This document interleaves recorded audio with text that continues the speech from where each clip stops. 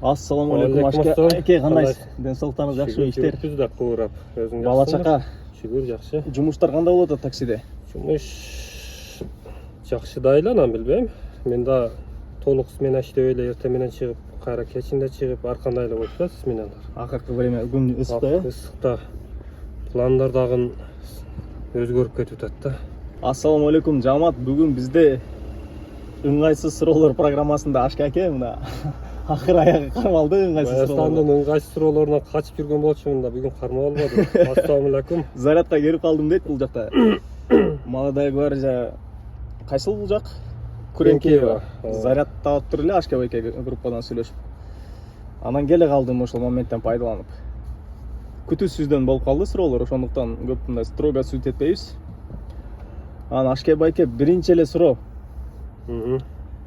Өзүңүз жөнүндө мындай кыскача айтып кетсеңиз, кайсыл жактын кулуну болосуз, канча жаштасыз, кандай сфераларда иштегенсиз мурда? Мен Баткен областынын Карабак айылынан болом. 82-жылкымын. Мурда иштегендерим эми мурдагы жашоону менин курагымдагылар жакшы билет да. Ал мезгилде биз иштебеген, биз жасабаган жумуш деле калган жок. Бүт баарын иштегенбиз. Стройка, темир казып, кыскасы, ал мезгилде жашоо ошондой эле да, мындай жумуш жок, жумуш кыйын. Баарын эле иштегенбиз. Союз учурун көрүп калган турбайсызбы? Жаш кезиңизде, кичинекей бала кезде. Союз учурун жаш кезде биз да көрүп калганбыз. Мектеп кезде? Да, мектеп кезде. Анан 90-жылдары кандай болду эле? Кайсыл жакта элеңиз? Ошо Баткенде эле болчуңуз да ал убактарда, 90-жылдары Баткенде эле болчумун. Мен Бишкекке 99-2000-жылдары келгем да, ошондон бери бул жакта. 2000-жылдары? 2000-жылдары. Анан Бишкекке келдиңиз 2000-жылдары. Кандай жумуштарда иштедиңиз, нелерди көрдүңүз, кандай айлыктарда иштедиңиз, ошол жөнүндө айтсаңыз. Бишкекке келгенде кыскасы поляка деле иштедик, темир казып деле иштедик. Ошол мезгилде Казакстанга да барып келдим. Ал мезгилде баягы эме жок эле го, телефон. Казакстанга кеткенде 3 ай, 4 ай жок болуп кеткенмин да. 3 ай 4 ай. Анан кийин кайра Бишкекке келгенде бул жакта уже туугандар издеп паника кылып баштаган экен да. Дагы 1 ай жок болгондо уже телевизордон чыгат эле. Ал мезгилде баягы связь жок болгон да. Только баягы Жди менядан кыргызча. Телекомго барып сүйлөшөт элек. Ал жерде очередь болчу да. Деди. Сааттын астында. Ошол жерде сүйлөшөт болчу. Ошол. Биз деле ошентип сүйлөшүп калчук илгери, жана саатка барып, анан жанагы дагы бир телефон бар жерлерге барыпчы, айылга чалдырып, айылда бирөөсүндө телефон болот. Саат мончага звонокко чакырып койгула, айылда тиги туугандарды депчи. Кыйын эле болчу ал мезгилде. Анан кийин кирпичти эле көтөрүп калдыңыз да, кирпич баягы мондай телефондорчу. Ооба. Антеннасы менен. Ооба. Чоң. Ооба. Кирпич көтөрдүк, берки котель дегенде чыкты да, биринчи. Котель. Андан кийин беркилер чыкты да. Ё твоё, ё моё деген тарифтер да бар болчу. Ё моё дегендер. Бум дегендер болчу эле. Анан таксиге кайсыл жылы келдиңиз биринчи жолу? Анан кандай болуп таксиге келгенде шаардын ичинде бош мезгилдерде бир аз иштеп жүргөм.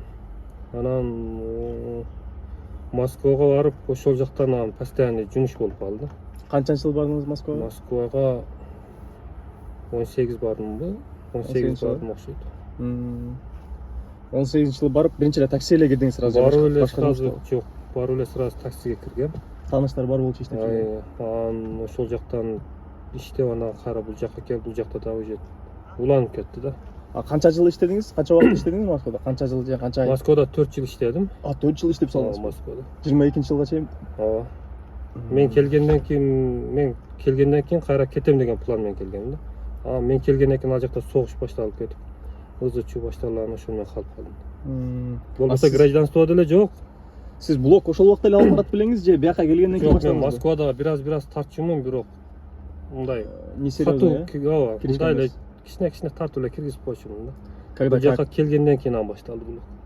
Убакыты менен киргизип, регулярностьта негизичи главное ошо блокто. Регулярно хотя бы бир жумада бир видео киргизип туруш керек да негизи. Анан 2004 жыл Москвада иштедиңиз, анан аягында эмне болуп келип калдыңыз бияка Кыргызстанга? Аягында жана документ кире чыкты кылыш керек болуп калды.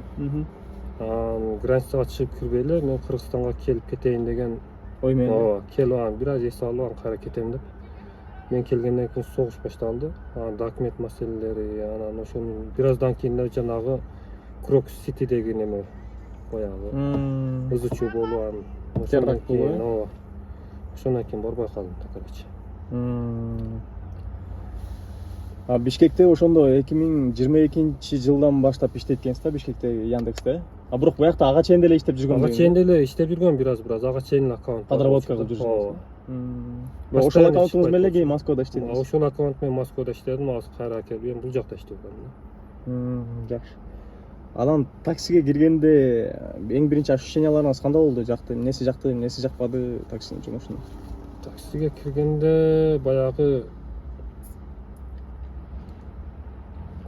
жакшы жери баягы күндө акча болот, ошонусу жакшы да. Анан жакпаган жери деле жок, баары эле жакшы. Просто эми таксиде оңойдой көрүнгөнү менен бирок жумуш аябай оор да. 120 сомго бирөөнү баласы менен сатсаң, ошонун жоопкерчилиги мойнуңда да. 120 сомго ошонун жоопкерчилигин мойнуңа аласың. 10 мүнөт жүрөсүңбү, жарым саат жүрөсүңбү, ошого жооп бересиң да. Ошол жагы бир аз жоопкерчилик күчтүү да. Ошол жоопкерчилик бар. Жакпаган жери деле жок. Сабырдуу болуш керек. Баягындай жеңил, нервный немелер таксиге чыдабайт. Иштей албайт алар, Иштей албайт. Анан таксиде иштейм дегендерге, мисалы үчүн, кандай качестволор болуш керек ошол кишиде? Таксиде иштейм дегендер кандай мүнөзү болуш керек? Ошол жөнүндө айтып койсоңуз. Мүнөзү аябай оор болуш керек. Оор болуш керек. Ооба. Ошол эле. Акча жагынан кандай планировать эте алыш керек, Акча жагынан акчаны аябай мындай кармай билген адам болсо жакшы эле. Акчаны кармай билбеген адам болсо акча топтой албайт такси. Күнүм кете берет, расход болуп. Ошо таксиге иштеген кишинин ошо оор басырыктуу болуш керек, сабырдуу болуш керек, анан акчаны туура пландай билиш керек, Пландай билбесе күнүгө ошол тапкан акчасын расход кыла берсе кетип калат. Айлыкка иштегенде биякта бир айда чогултуп туруп бир бербейт да, ошондуктан планировать эте билиш керек, Бухгалтер болуш керек да. Өзүңдүн бухгалтериң жакшы билиш керек, Анан өзүңүз мурда фитмен иштеп жүргөнүңүздү көрчү элем да, видеолоруңузданчы. Сиздин видеолоруңузду мен постоянно көрчү элем да мурда. Ошондо фитмен иштечиңиз. Анан эң башында ошол фитмен баштадыңыз беле же? Кандай машиналар менен иштедиңиз негизи таксиде? Мен башында Москвадан келгенден кийин ошо фит менен башталды. Андан кийин Саната менен тартып жүрдүм. Ошо Санатан аренда калдыңыз белесиз? Ооба, ал жердешимдики, өзүмдүн эле инилерим болчу. Канчадан болчу арендасы? Арендасы 1600 беле, 1500 беле, ушундай болчу. Залог малогу жок эле. Залог малогу жок эле. Калаган срогуңузга. Ооба. Меникиндей эле экен эле да.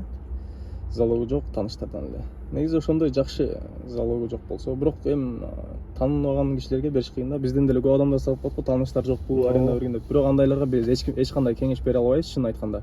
Себеби бизди тааныбаган эле бирөө келип туруп, таап бер деп турса, я за него выручаюсь деп, мен ага жооп берем деп алып берип койсок, биз күнөөлүү болуп калабыз да.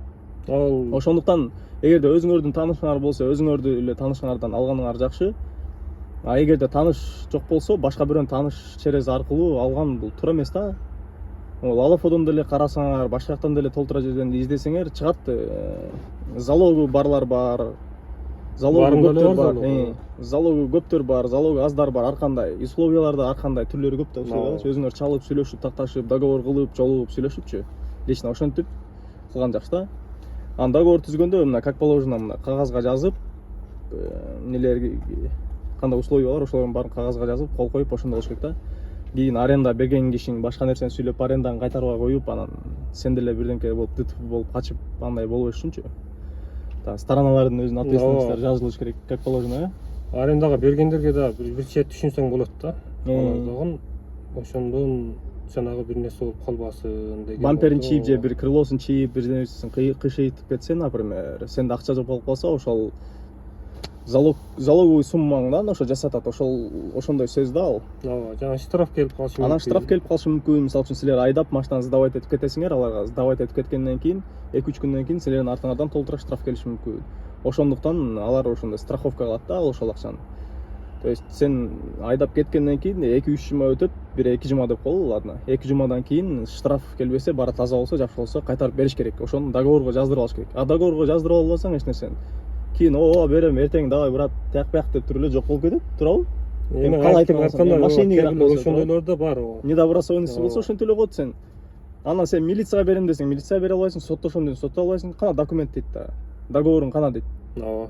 А мына эле сөз менен кыргызча болбойт. Ошон үчүн договор менен кылыш керек. Ошо сиз ошондо саната менен биринчи фит менен саната менен иштеп турсуз, анан үчүнчүсү бул болот электромобиль Бишкекте, э? Ооба, үчүнчүсү бул болуп жатат. Анан кайсынысы выгодный болду сизге? Баарынан выгодный. Эми жаңы эгер арендада жүрсөң, арендада жүргөн адамга могул выгодный да. Арендада жүргөн. Арендада жүргөн адамга. Анан эгер таксиде иштебеген, башка жумушта жүргөндөргө эсептесе бул не выгодный, бул кымбат болуп калат. Ай сайын Таксиде иштеп, арендада жүргөндөргө могул выгодный. То есть бизнес класска же комфортко санаталарды ошол эле К5-ларды алып иштегенден көрө күнүнө, например, 2000 сомдон бизнес класста турабы? Меникиндей санаталар LF-тер, LF дейин да, эмне эле, Нюрайстар 1600, 1800дөн. Ошентип иштегенден көрө кичине үстүнө акча кошуп туруп эле ушундай электромобиль менен иштеген выгодныйраак экен. Себеби заряд үйүндөн заряд кылсаң болот. Түнү менен заряд кыласың, күндүз иштеген болсоң. Түнү менен заряд кылып туруп канча сом кетет дедиңиз эле? Үйдөн примерно 50 сомго чейин кетет да. 50 сомго чейин заряд менен бир күн кечке иштейсиз. Ооба, бир күн кечке иштейсиз. Анан, то есть мен мисалы үчүн санатага 1600 сом төлөсөм же 1800 сом төлөйт кээ-биркилер, ошол комфорт плюска эле. Ошол эле акчанын үстүнө бензинге кеткен акчанын эле үстүнө бир аз кошуп туруп, арендасын эле төлөп коесуңар да, ошондо выгодно болуп калат экен. То есть биз тияктан санатага 1600 берсең, 1600 берем, 1000 сомго как минимум газ. 1000 сомго бензин куйсаң, ошондо 2500 болот. 2600 сом расход. Ошондон кийин плюска чыга баштайсың. 2600 иштегенден кийин нолго чыктым деген сөз да. То есть сен бир 6 саат, 8 саат иштегенден кийин нолго чыгасың. Андан кийин өзүңө түшө баштайт. То есть эгерде мында болсо 2300 чыгардың, андан кийин өзүңө түшүп баштайт да. 2300 чыгардың, анан өзүңө иштей баштайсың. Бирок еще последующий выкупам бул жактын жакшы жагы. Эгерде силер ошол срок берилген договордо сроктун аягына чейин иштеп берген болсоңор, как положено убагында арендасын төлөп, кийин машина силерге оформлять этип беришет. Аренда с последующим выкупом да буларга. А меники, например, жөнөкөй эле аренда. Мен канча убакыт иштесем деле, 10 ай иштейм, 1-2 жыл иштеймби, жөн эле аренда эле төлөйм, бирок мага оформлять этилбейт да кийин. А силер до конца иштеп койгон болсоңор, өзүңөргө калат машиналар. Анан неменин могу выкуп менен аренданын дагы экөөнүн өз плюстары бар да. Мисалы сен чарчаган болсоң, аренданы мен эсе алам, ал машинеңди берип саласың. Ооба, көлгө кетип каласың, эсе алган же айылга кетип каласың. А бизде антел албайсың да. Ошол жагы бар. Аренданын ошол плюсу ошол да аренданын. Жок, плюс ошол болгондо деле мындай да бизде аз көбүнчөсү АШКБ мындай го, 3 ай минимум же 2 ай минимум срок. Ошондойлор. Мисалы үчүн силер минимум 2 айга срок алдыңар же 3 айга алдыңар, ошол 3 айдын ичинде иштешиңер керек да. То есть силер көлгө эс алып кетсеңер деле, башка жака иштеп кетсеңер деле, өзүңөрдүн жумушуңар менен жүрсөңөр деле аренда төлөнүш керек по-любому. Кээ-биркилер бир айда 2 выходной берет, кээ-биркилер бир жумада бир берет. Ошол эле выходнойду кошпогондо башка күн төлөшүң керек. Хоть иштейсиңби, иштебейсиңби, арендада делечи төлөш керек. Бирок ошол 2 айдан кийин же 3 айдан кийин каалаган убакта сдавать этип койсоң башың оорубайт. Ошонусу бар. Плюс. Сен тааныштарыңдан алдың. Тааныштардан. Сенде минимум 3 ай деген срок жок да сен. Жок. Мен дагы баягы санаттан алганда тааныштардан алгам. Менде дагы минимум 3 ай деген срок жок эди. Каалаган мезгилде эс аласың, каалаган мезгилде иштейсиң. Ошол тааныш билиштериңерден сураштырып көрүп, ошол тааныштардан эле негизи алган жакшы, минималдуу срокту койбой. Бирок эгерде опытыңар жакшы болсо, жакшы сүйлөшсөңөр, өзүңөр барып, мен мисалы үчүн таксиде көп жылдан бери иштейм, Москвада иштегем, биякта иштегем деп туруп сурасаңар болот да, мындай срокторду коюл деп. Эми договор кыласыңар, ошону жазып туруп, анан кол коюп, ал жагын чечип алсаңар болот да. Туурабы? сүйлөшүп өзүңөрдүн сүйлөшкөнүңөргө жараша болот ал жагычы. Кааласаңар бир жумада бир выходной менен, кааласаңар бир айда 2 выходной. Ар кимдики ар кандай экен просто. Кээ биркилер, например, бир жумада бир бербейт экен, бир жумада, то есть бир айда 2 эле выходной берет экен, бирок замена масласы тигилер кылып берет, ошол сыяктуу ар кандайчы. Ар жерде ар кандай эле, кээ бирлерде ходовой частагын 50-ге 50, кээ биринде өзүң жасайсың. Кээ бирлерде өзү жасап берет, ар кандай да. Ал жак майда чүдөлөрү, нюанстары өтө эле көп. Ошондуктан силер ар бир адамдын аренда берем деген только суммасын эле карабаш керек да, 2000, 1800, 1600 деген. Алардын условиялары эң главный, ошолорду карап, ошол условияларын карап алышыңар керек да. Анан Ашкаке, сиз да таксиде мисалы үчүн канча убакыт иштейм деген план бар? Таксиде канча убакыт иштейм деген план деле жок азыр. Азыр пока таксиде элебиз, эми кийин кандай болуп кетет эми көрөбүз. Жашоо көрсөтөт дегенсиз. А негизи сизге жумуш жагат? Эми жакса да, жакпаса да айла жок иштейм.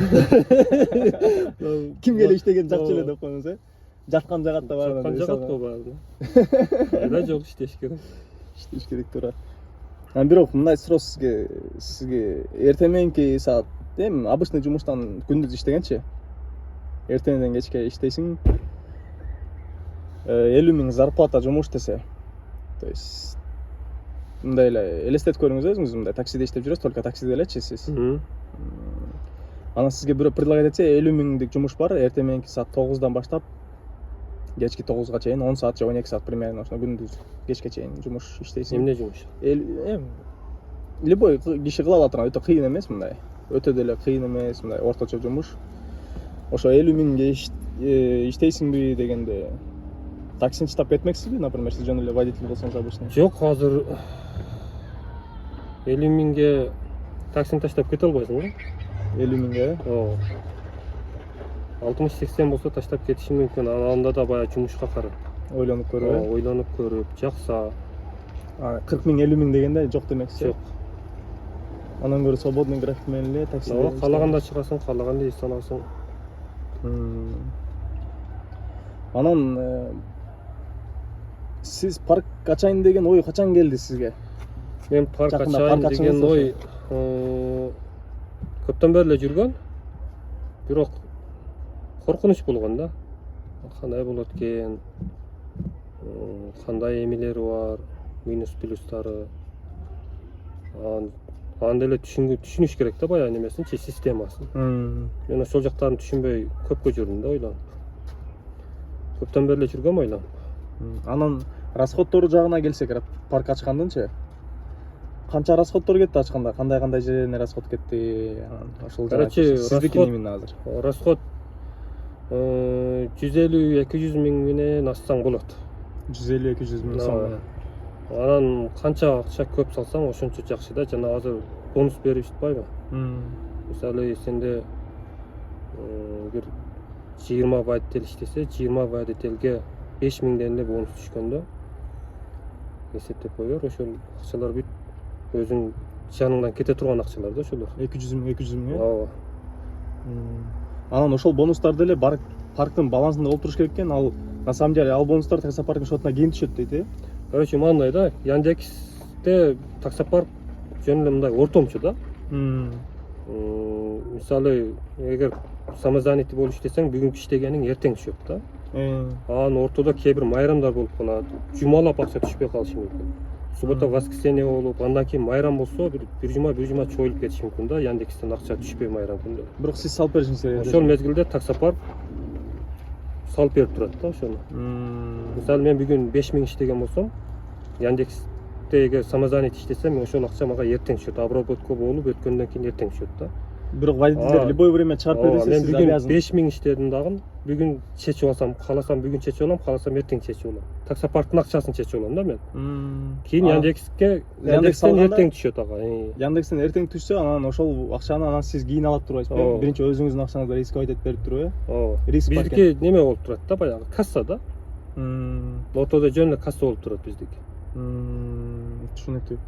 Тиги мисалы үчүн ошол мен да угуп калдым эле да, бирөөлөр водительдерге бонустар түшкөндө, например, таксопарктын өзүнүн бонустары же баланс чечкенде эле обычныйчы. ошо таксопарктын балансынан чечип туруп анан Яндекстен чыга элек болсо деле ооба таксопарктын акча өзүбүздүн, то есть таксопарктын акчасы мисалы үчүн Ашке байкенин акчасы да элестеткиле, Ашке байке өзүнүн акчасын берип турат силерге ошол акчаны.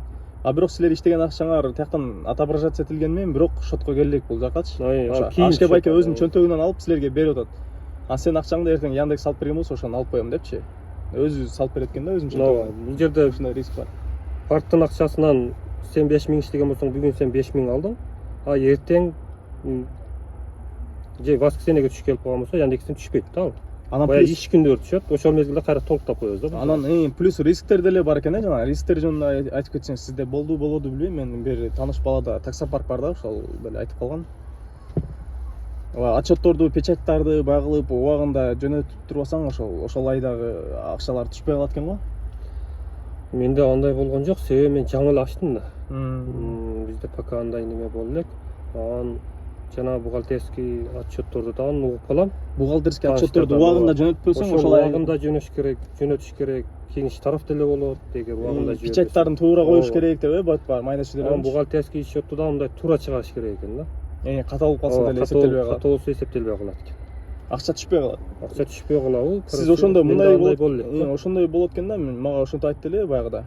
То есть толтура акча келет да, мисалы үчүн ошол паркында канча водитель иштешион, айдын аягында мисалы үчүн какой-то числолорун. Ошол бир айдын акчасы келбей калды, сен уже кассаңда акча түгөнүп атат, бирок водительдерге чыгарып берип турушуң керек болуп калат. Сенде акча түгөнүп атат уже. Бардыгы эмнеден айынан жанагы бухгалтерский отчетту убагында жөнөткөн эмесиң, же бирдемке документациясы туура эмес кылып алгансың, болду. Жумуш токтоп калат, кассага акча түгөнүп калса. Дагы кээ бир таксопарк, кээ бир немеде, мисалы мен деле көп таксопаркта иштеп жүрдүм да, буга чейин. Баягы бонусту иштеп бүтүп, баягыны чечип алайын десең, акча чечилбейт да. Анан таксопаркка чыксаң, Яндекстен түшө элек дейт. Себеби алардын кассасында акча жок да ошондо. Ошол таксопарк күнөөлүү да ага. Себеби кассада акча жок. Өздөрү салып туруш керек болчу ошону толтуруп. Ошон үчүн жазыш керек, моментальный вывод средств деген ошол. То есть таксопаркта акча жок болбош керек да, постоянно туруш керек. Таксопарктын болгон кызматы ошо сен акчаңды убагында чыгарып берип туруш керек, ошол да. Эң главный кызматы. Водительде бир проблема болсо, ошол водительдин тарабын талашып неме кылып туруш керек, ошол эле болгон. Яндекс менен жазыш. То есть таксопарктын главный милдетин өзүңөр түшүндүңөр, мисалы үчүн силер акчаңарды иштедиңер, бирок ал акча Яндекстен силерге түшө элек, бирок жазылып турат силердечи. Ал цифра эле да жөн эле. Бирок ал түшө элек на самом деле. Отчет эртеңки күнү түшүш керек болгон акчасы. Түшө элек. Бирок ошол акчаны бул жактан таксопарк өзүнүн чөнтөгүнөн салып берип турат экен да, то есть буларда да риск бар экен. Өзүнүн чөнтөгүнөн салып берип турат ал акчаны. Анан ошол акча эртең буйруса түшүп калган болсо, анан мен алам дейт экен да. Эртең күнү буйруса түшүп калса, аванс берип турабыз да биз. Аванс берип турат экен мындай. Алдын ала берип турат экен, өзүнө риск алат экен. А бирок эгерде таксопарктан бир какой-то проблема болуп, тигиндей мындай болгон болсо, ошол акчаны деле ала алат. То есть буларда да риск бар да, көп акча жоготуп коюш риск бар экен. Болушу мүмкүн, бирок мен жаңы ачтым андай көп деле немелерин. Боло элек да бизде андай. Анан Яндекс заправкалар чыккан бизге уже давно эле чыкты эле го. Ошону коштуңузбу, кошо элексизби? Жок, бизде жок ал. Негизи кошпой эле турган туура азыр. Азыр кошпой эле турган жакшы го дейм. Bizde эми эле мындай демо версиясы деп коебу, ошондой эле болуп атат азыр, тестировать этилип атат. Мошенничестволор кетип атат дегендей. Ооба. Өткөндө бир таксопарк ошондон банкрот болуп кетиптир деп атты эле. Ошибкалары аябай көп. Ооба. Анан Ашке байке тиги планда, мисалы үчүн азыркы убакта, мисалы үчүн башка пландар жок негизи, такси менен эле в основном, Азыр такси менен эле пока. Такси менен анан системасын таксопарк ачкандан кийин уже түшүнө баштадыңыз да, уже опыт пайда болуп атат бир астан. Эми бир астан, эми мен көп деле түшүндүм дей албайм. Жаңы эле ачылдык. Эми бир аз түшүнүп баратабыз да. Ан негизи сүйлөшүп турасыз таксопарк ээлери менен, башка таксопарк иштеткендер. Башкалар менен ооба. Ошолор менен деле сөзсүз сүйлөшүп турушуңуз керек го деп ойлойм да, себеби ошондой рисктер деле көп экен. Акча убагында түшпөй калып, кийин минуска кирип кетпей тургандай болупчу. Ошондой риск моменттерди башка таксопарк менен сүйлөшүп неме кылбасаң, жаңы ачканда мындай түшүнүш кыйын экен да. Баягы водительдер подключение кылыш керек экен. Көптөгөн эмелер бар экен, бирок түшүнүш кыйын экен да. Анан сиз канча менен 150-200 миң менен ачса болот дедиңиз, 150-200 миңден ашса болот. А документацияга канча убакыт кетти бүтүргөнгө? Документация ар кандай эле. Меникине көп эле кетти. Ар ким ар кандай чуркайт да. Ошого жараша болот да. Чуркаганына жараша. Ашке байке. Анан кийин буйруса дагы башка жумуш, мисалы үчүн кылсаңыз, такси анан таксопарктан сырткары кандай жумушка сиздин мындай уклон бар сизде? Кайсыл жумуштарга кызыгасыз? Профессияларга? Профессия менде азыр эч кандай деле неме жок, анан билбейм. Диплом деген жокпу дейм? Диплом деген жок. Кызыккан кесип дегенчи? Жок. Мен окуган эмесмин. Кызыккан кесип?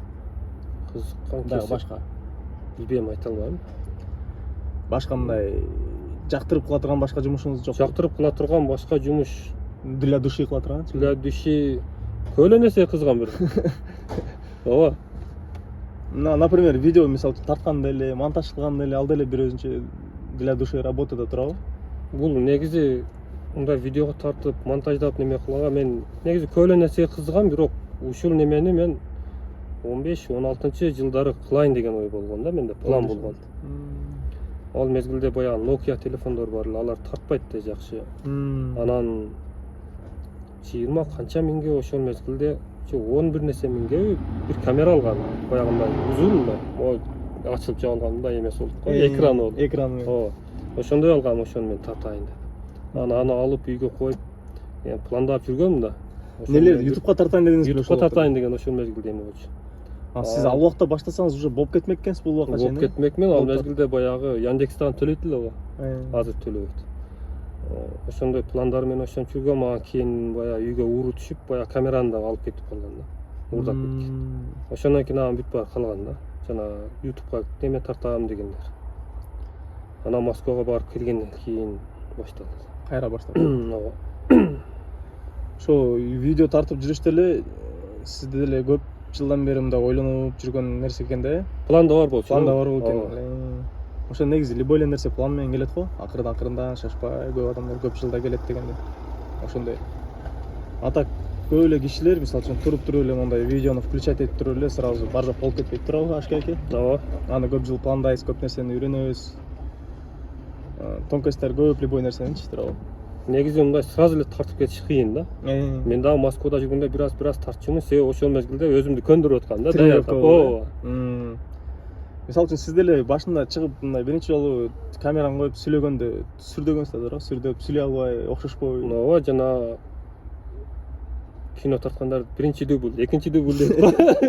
Бизге дубль жок болсо дагы баягында кайра тартып ошондойлор болгон да бизде да. Кайра тартып өчүрүп өчүрүп кайра тартасың окшобойт. Баягы биринчи тартып киргизгенде өзүңдү көрөсүң да, бул жери болбой калыптыр, бул жери болбой калыптыр. Баягы башында киргизгенде ушундай боло берет го.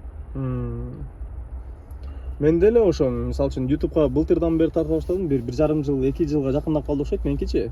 Общем тарта баштагандан. Башында бирок не серьезно эле тартчумун, мына ГГ делечи. Бирок YouTube'дан эмес, мен в основном мындай кичине сүйлөп жана алган Instagram'дан кылгам да мурдачы. Instagram'дан мындай видео тартып сүйлөп, стористерге сүйлөп мындай көнүпчү. Ошондойлордон тренировка кылып жүрүп, ошондон эле болгон. Именно камерага сүйлөгөн, мындай сүйлөгөн эмес. То есть булга деле көп жылдаган баягы кетет да тренировка, то есть. Кээ бир адамдар бар, мисалы үчүн Instagram'дан стористеринде сүйлөбөйт мындайчы, өзүн тартып сүйлөбөйт, уялат. Болбосо подписчиктер только достору, тааныштары эле. Бирок ошолорго да сүйлөгөндөн уялат да. Анан башка чоң аудиторияга чыгып, мындай элдин баарына таныбаган ар кандай адамдарга мындай чыгып сүйлөгөн, бул то есть бул андан деле өтө кыйын да. Элдер өзүнүн бир 50-60 подписчик үчүн мындай өзүнүн ито тааныштар ошолор үчүн мындай видео тарта албайт да, сторис. Көп уялат, жөн эле сүрөт киргизип коет, астына эмекен жазып коет, сүйлөш кыйын негизи.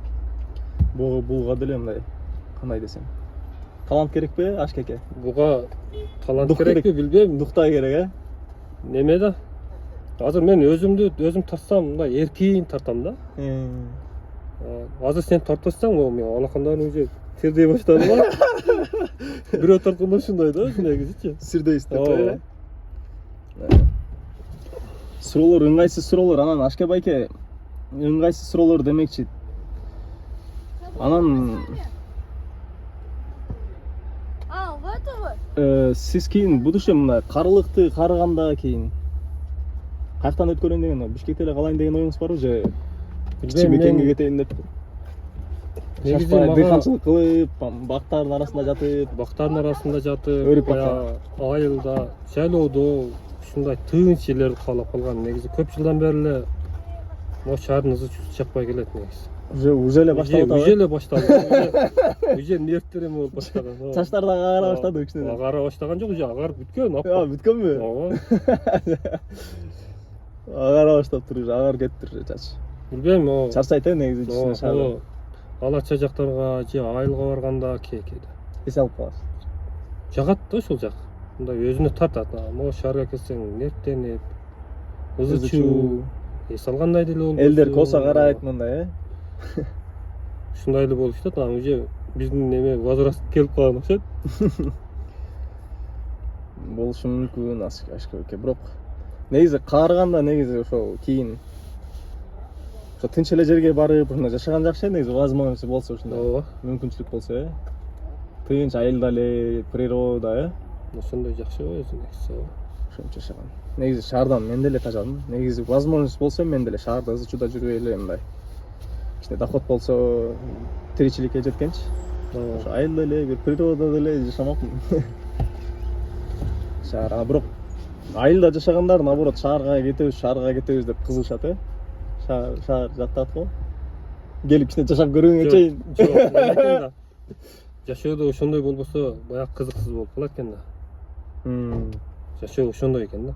Мисалы санат айдагың келет. Саната дейсиң, санат алып 1 ай 2 айдаганда келип, капият айдагың келип. Ошондой да. Баягындай мындай эме алмашып, ар нерсени неме кылып турасың. Смена обстановкалар алмашып, буюм тайымдарың алмашып, адам баардык жаңы нерсеге умтулуп кеткенде, жаңы жакшы нерсеге.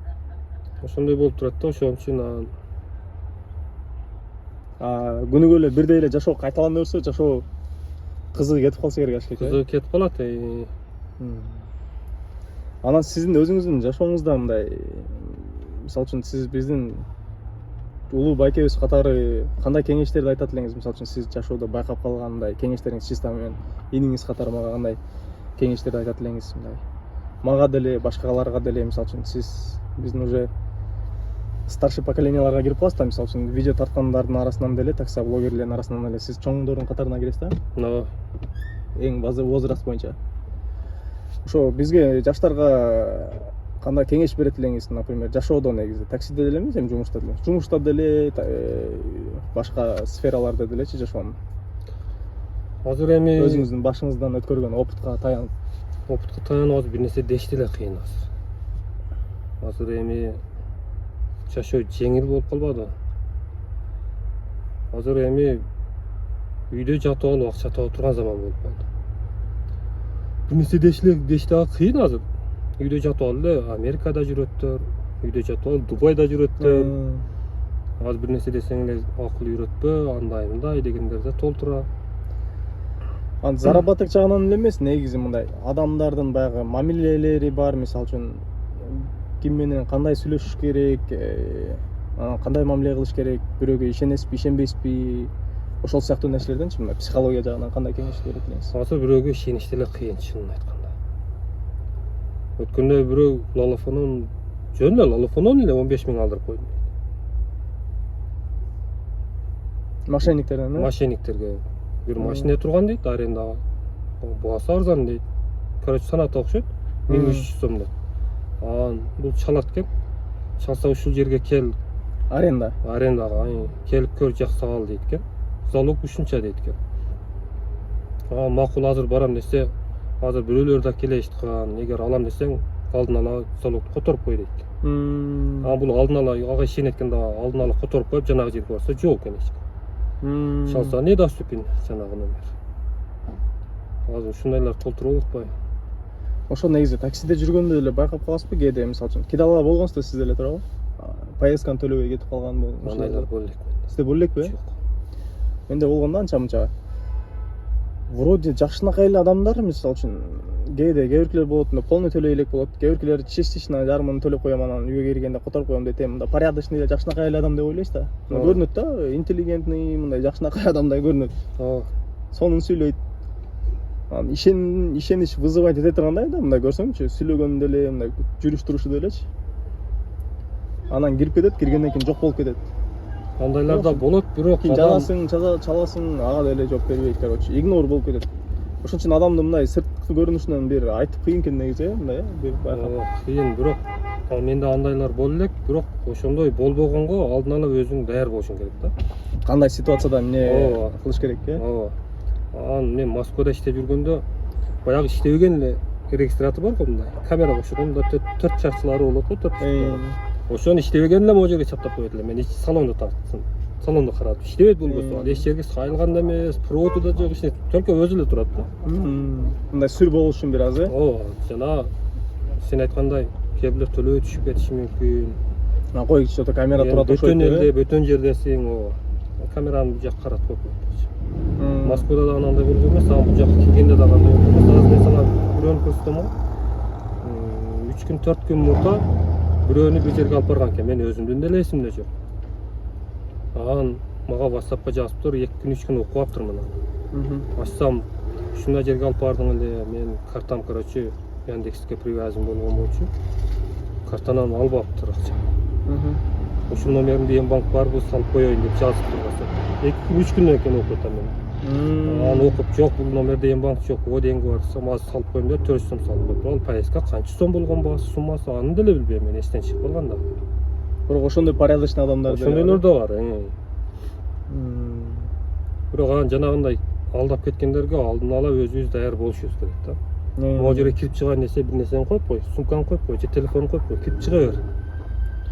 1 саат болсо 1 саат күтүп турам, ачтанияны коюп. Бирок маган кээде, мисалы үчүн, кээде айтам, да, что-то надо оставить, если там кайра кетиш керек болсо десемчи, дейм да, мындай сылыксып айтып коем, бирок кээде болуп калат, мындай клиенттер менен жакшы сүйлөшүп, өзү суроо берип калып, анан сүйлөшүп каласың го. Анан жакшынакай тон менен башына, жакшынакай нота менен башталып поездка, анан ортолоп калганда жакшынакай сүйлөшүп келаткан адамга азыр мисалы үчүн экөөбүз деле сүйлөшүп атпайбызбы? Сүйлөшүш керек, аны сен тааныбайсың да. Көп болсо 15 минут сүйлөштүң. Бирок кээде бирок неудобный болуп калат да. Ошентип кээде бирок мен хорошо деп коем, бирок чыгышат эми көбүнчөсү эле. Эми көбүнчөсү эмес, баары эле чыгышат. А бирок кээде кээ биркилер азыр чыгам тияк деп туруп кидайт этип кетишет. Ошон үчүн айтыш кыйын да, негизи, айтыш кыйын. Ошол үчүн иштебеген видео регистратор бир нерселерди могу чаптап Бирок негизинде келгенде мондай жакшы общение кармадыңбы, жаман общение кармадыңбы, айырма жок. Кечиресиз ошо, бизде жумуш ушундай правила. Эгерде жарым жолдон бир жерге кирип чыгыш керек болсо, машинада эч ким калбай турган болсо, пассажирлерден же жалгыз эле киши кетип барса, ошо сумкаңызды таштап койсоңуз болот, же телефонуңузду таштап койсоңуз болот, ушундай. Же поездканы заранее оплачивать этип коюңуз, например, бир 10 минут ожиданиясын төлөп коюп кетесиң. Например, Б точкасына чейин 400 сом көрсөткөн, дагы мисалы үчүн 10 минут күтүп тур деген болсо, ошол 10 минут ожиданиясын менен кошуп төлөп кой. 10 минуттан кийин чыкпасам кете берет. 15 минут 400 сом деле төлөп койсун. Хотя бы ошону төлөп койсун. Эгер кийин чыгып калса, ожиданиясын кийин төлөп түшүп кете берет. Кийин төлөп түшүп кете берет. Чыкпай калса ошол калды. Поездканын акчасын заранее төлөп койгула, анда анан чыгып кетирсиңер болот. Же бирдемке калтырып койгула, эгерде азыр андай возможность жок болсо, же жеткенде бирөө силерге наличка менен берейин десе, үйдөн бирөө чыгып, анда, то есть бирдемкеңе чытап коюшуң керек, телефон, там сумка, любой. Калтырыш керек бир нерсе. Калтырып коюш керек деп айтыш керек. Аны көргөсөң, тааныбасаң, анан кээ бирлер болот го. Мындай дворго заказ, двордун ичине заказ берет дагы. Двордун ичине кирип барсаң, сыртта турган болот да. Анан двордун ичине кирип барсаң, артыңдан кыйкырып эле. Бияктан деп, ооба. Эмне токтобой өтүп баратасың? Мен тааныбайсың да аны. Бир жерде номери болбосо, аты болбосо, же токтотпосо, ал бизди тааныйт. Биздин машинанын номери бар. Ак түстө же кара түстө. Аны тааныбайсың. Ушундайлар. Түшүнүксүз клиенттер жаман көрүп отуруп, анан догурунган сөйө. Мен бул жерде турсам, эмнесине токтобой кирип баратасың? Сен жытыңдан билейин бизден ким экенин. Приложениеде сенин дос номериң жазылганбы, жан башыңа, жегеңе деп, сураш керек да. Сен сүрөтүң бар приложениеде бизге көрсөтүп эле. Кандай кылып билиш керек деп. Айтса болот. Эми бирок биз кандай биз айта албайбыз, айтпайбыз да, мындай вежливыраак айтып коебуз. Бирок мен эми жакында ошентип кичине контент кылайын деп атам. Ашкеге анча мынча момент ошентип коюш керек болуп атат. Рейтингдин көзүнө карабайчы. Эртеси күн карасам бирок рейтинг нормально түшүп кеткен болот го. Жок, могу бизнесте К+да рисковать эткен кыйын да. Кыйын. Эконом болсо рисковать эте бересиң, анда эмең түшүп кетеби, айырмасы жок, баары заказ бере берет, айырмасы жок. Яндекске канча экономчу көп болсо ошончо жакшы деп коебуз, э? Рейтинг түшүп кетсе деле эч кандай немеси жок. Могу бизнес К+, комфортто да бир аз эме бар. Бир аз Экономдо айырма жок да. эконом болсо багы көрсөңөр болот, смело айтып тактагыле. Бирок действительно мондай комфорт плюс бизнестегилер өтө айлап сүйлөшүш керек да. Ошондой именно комфорт плюс бизнес тарифинде иштегендер мындай өтө психолог болуш керек, э? Башкалардан да. Алар өтө тонкий жумушта, бир кичинекей жерден эле бир сөздөн эле бир ката кетирип койгон болсоң, ошол жакпай калдыбы, тиги клиент бир звездочка коюп, нар жак бер жакка алып жазып, анан ошол тарифте сага блокировка болуп калышы мүмкүн. Ал сен машинаны там выкуп калгансың. Бирок экономдо же комфортто иштешиң керек болуп калса, окшошпой калып туруп ашкеке.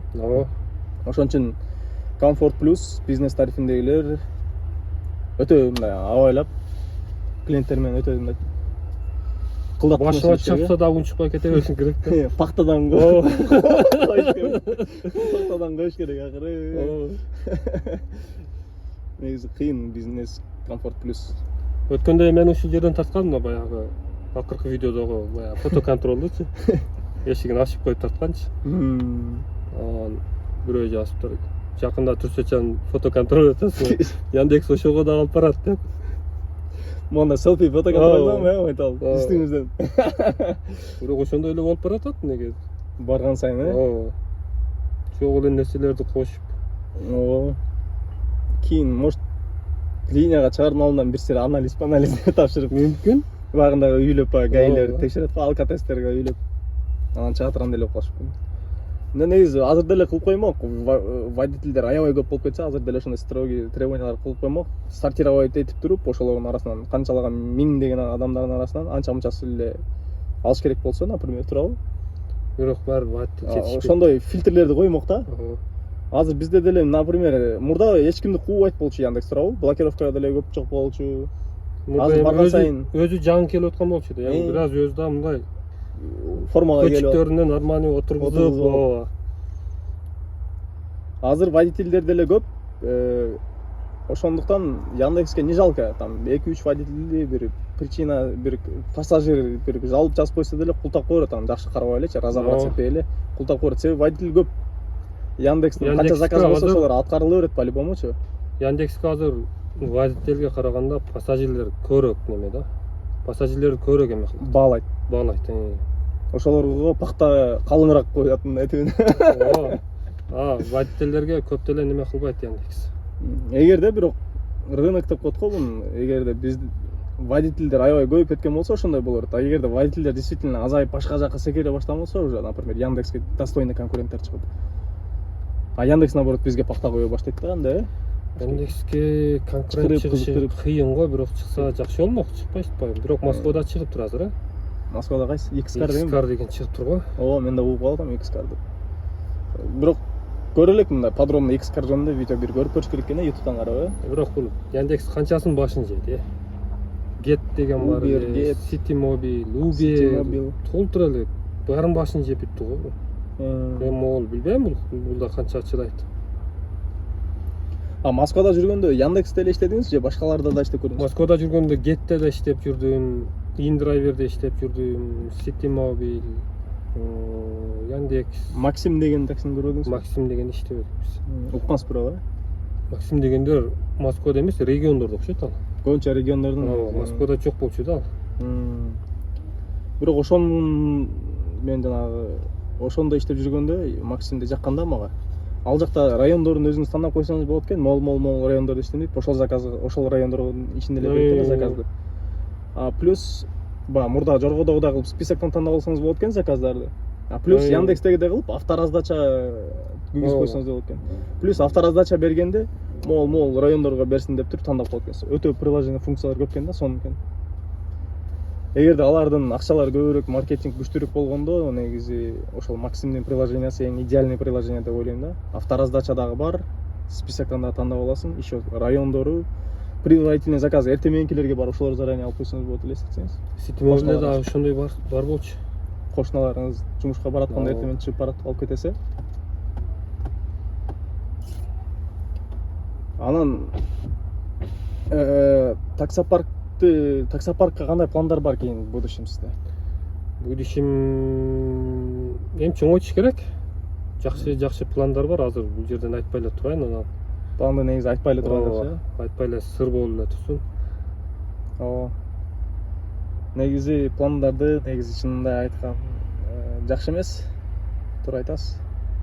Бирок жакшы эле пландары бар экен. Жакшы пландар бар буюрса, ооба. Жакшы пландар бар. Так, анан Ашкебай эке, сиздин жашоодогу эң акыркы суроолордун бири, жашоодогу кандай принциптериңиз бар? Менде эч кандай принцип жок. Жок, мисалы үчүн сиз өмүрү кыла турган же өмүрү кылбай турган бир действиялар же ушундайлар бар да. Мисалы эмне, кандай иштер дейсиз? Мисалы үчүн уурулукка сиз, например, уурдаш керек болсо, уурулукка барат белеңиз, например, бирөөнү алдаш керек болсо, алдап Жок, акчасын андай. мошенничество кылыш керек болсо. Азыр любой адамды отургузуп, бир урунду да кармап алып келип, могу жерге отургузуп туруп, камераңды жандырып, ушундай урурлук, ушундайга барат белең десең жок дейт да ошондо. Астагфируллах. Кой анайды. Любой эле урунду өчөн сурасаң деле камерага жок дейт да. Жок, негизи ошол сиз эми көп кылбаган нерселериңиз, көп кылган нерселериңиз эмне ошондой нерселер? Менде, короче, принцип деле жок, анан жанагы урулук, бирөөнү алдап, кыскасы мындай акча үчүн дагы бирөөнү күнөөлөп, бирөөнү каралап, ушундайлар жок да. Өзүңдүн жакыныңбы, тууганыңбы баягындай күнөөлүү болсо, ошону моюнга алып, меники ушундай да, билбейм, башкаларда кандай. Мындай окуялар көп эле өттү да менин башымдан. Сиз мисалы үчүн бир туугандардан баягыдай күнөөлүү болуп калып, милицияга түшүп калуу, ушундай моменттер болгон да. Ошондой моменттерде дагы мен бир тууганым эле деп эле баягы эме кылбастан, наоборот, мен наркы тарапта болуп калган күндөр болгон да. То есть справедливость үчүн сиз. Ушундайлар болгон. Бул менин тууганым же бул менин досум, мен ошонун тарабын талашам, туура эмес болсо да эмес, жок. Ким туура болсо ошонун тарабын. Мен наркы тарапка өтүп кеткен мезгилдер да болгон да ошондой. То есть эгерде силердин ортоңордо Куранда деле айтылган го, силердин ортоңордо мындай түшүнбөстүк келип чыккан болсо, качан силер справедливость, то есть Куранды жана сүннөттү ортого сот кылып алган болсоңор, анан силер мусулмансыңар дейт го. Ошондой мааниде аят. Ошондой экен да, Ашкебай эке, туура, өтө туура принцип. Ошо Ашкебай эке, алтындай болгон убактыңызды бөлүп, ыңгайсыз суроолор программасына тердетип жиберди го. ачыгыңызга чоң рахмат. Сизге ийгилик, буюрса дагы жолугуп, бир идеялар менен, бир темалар менен, батылдарбы же башка темада видео тартып туралы буюрса. Буюрса, Каршы эмессиз. даярбыз баарына. Чоң рахмат Ашкебай эке, ишиңизге Ийгилик сага да.